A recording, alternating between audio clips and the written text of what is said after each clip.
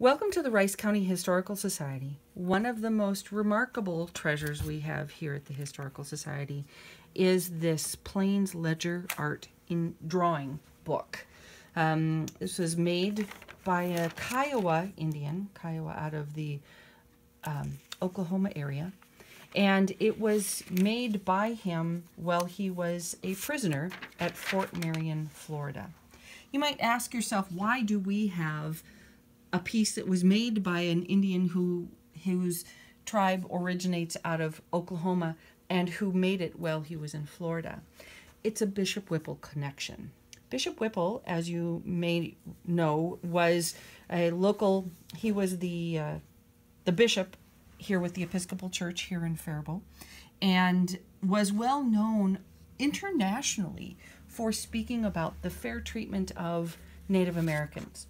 And not just the Dakota, of course, who he was most engaged with, both in terms of the missionary work as well as, of course, the post-1862 U.S.-Dakota War, but around the world.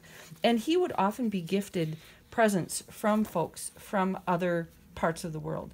Florida is where he and his wife wintered. He had some problems, rheumatism and that sort of thing, and so he actually had a home in the Fort Marion area and would visit the settlement there where the tribes, the young men, were kept. A little bit of backstory on that. It was after the U.S.-Dakota conflict and the wars here in the Minnesota and South Dakota area, the U.S. government was eager to try something else to help with assimilation. Now, of course, we know better now, but at the time they thought that what was needed was to have the Indians begin to learn how to live the white way, the European way of farming, etc.